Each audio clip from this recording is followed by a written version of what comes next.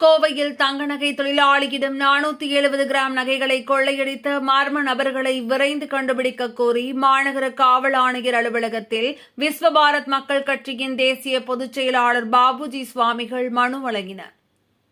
கோவை செல்வபுரம் அருள் கார்டனைச் சேர்ந்த ராஜேந்திரன் மற்றும் சாந்தகுமார் அதே பகுதியில் தங்க நகை தொழில் செய்து வருகின்றனர். இருவரும் கோவையிலிருந்து விழுப்புரத்திற்கு தங்க நகைகளை எடுத்துச் சென்று அங்குள்ள நகைக்கடைகளுக்கு விற்பனை செய்வதை வழக்கமாக கொண்டுள்ளனர். இந்நிலையில் கடந்த திங்கட்கிழமை ராஜேந்திரன் மற்றும் சாந்தகுமார் ஆகிய இருவரும் இருசக்கர வாகனத்தில் தங்க நகைகளோடு செல்வபுரம் அருள் கார்டன் பகுதிக்கு சென்று கொண்டிருந்த பொழுது மர்ம நபர்கள் அரிவாளால் இருவரையும் தாக்கி 470 கிராம் தங்க நகைகளை பறித்துச் சென்றனர். சுமார் 25 லட்சம் மதிப்புடைய தங்க நகைகளை கொள்ளையடித்துச் சென்ற இச்சம்பவம் தங்க நகை தொழிலாளர்களிடையே பெரும் அச்சத்தை ஏற்படுத்தியுள்ளது.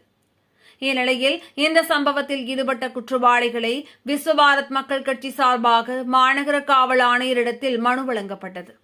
இதனைத் தொடர்ந்து செய்தியாளர்களிடம் பேசிய அக்கட்சியின் தேசிய பொதுச் செயலாளர் விஸ்வகர்மா ஜெகத்குரு ஸ்ரீலஜி சிவசண்முக சுந்தர பாபுஜி சுவாமிகள் தொடர்ந்து இதுபோன்று தங்க நகை தொழிலாளர்களிடம் கொள்ளையடிக்கும் சம்பவங்கள் அதிகரித்துள்ளதாகவும் இதனால் தங்க நகை தொழிலாளிகள் பெரும் அச்சத்தில் இருப்பதாக தெரிவித்த அவர் மாநகர காவல்துறை கோவையில் ரோந்து பணிகளை அதிகரிக்க வேண்டும் என கோரிக்கை விடுத்தார்.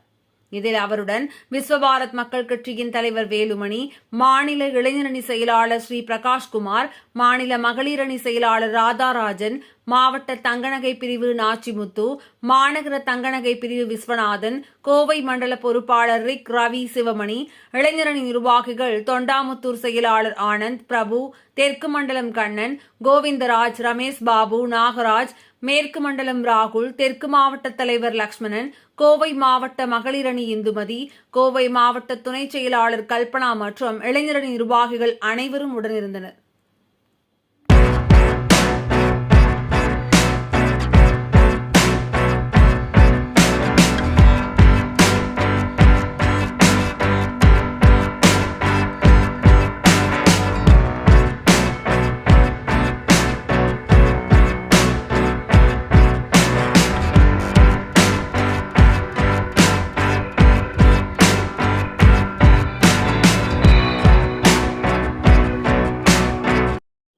விஸ்வபாரத் மக்கள் கட்சி, விஸ்வகர்மா சமாய மக்கள் கட்சி கடந்த 2-3 நாட்களுக்கு முன்பாக திங்கட்கிழமை இரவு 10:30 மணி அளவிலே கோவை செல்வபுரம் செட்டி வீதி குளத்தருகிலே ராஜேந்திரன் என்பவரை அரிவாளால் மர்ம நபர்கள் தாக்கி 250 கிராமுக்கு மேல் தங்க நகை பறித்து சென்று விட்டார்கள்.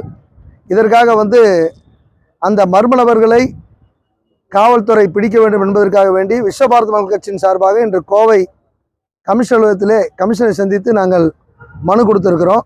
துணை கமிஷனர் அவரையும் சந்தித்து இது சம்பந்தமாக குற்றவாளிகளை உடனடியாக சட்டத்தின் முன் நிறுத்த வேண்டும், விஸ்வகர்மா சமுதாய மக்களுக்கு பாதுகாப்பு அளிக்க வேண்டும். பொதுவாக தங்க நகை தொழில் செய்பவர்களுக்கு அந்த பகுதியில் சிசிடிவி கேமராலாம் குறைவாக இருந்திருக்குது.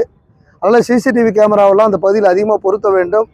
அடிக்கடி இரவு பொழுதில், குறிப்பாக இரவு பொழுதில் தங்க நகை தொழிலாளர்கள்லாம் அவர்கள் தொழிலுக்காக செல்கின்ற நேரத்திலே ரோந்து பணியில் அதிகரித்தால் இது போன்ற வழிப்பறி குற்றவாளிகளுக்கெல்லாம் ஒரு பயம் இருக்கும்.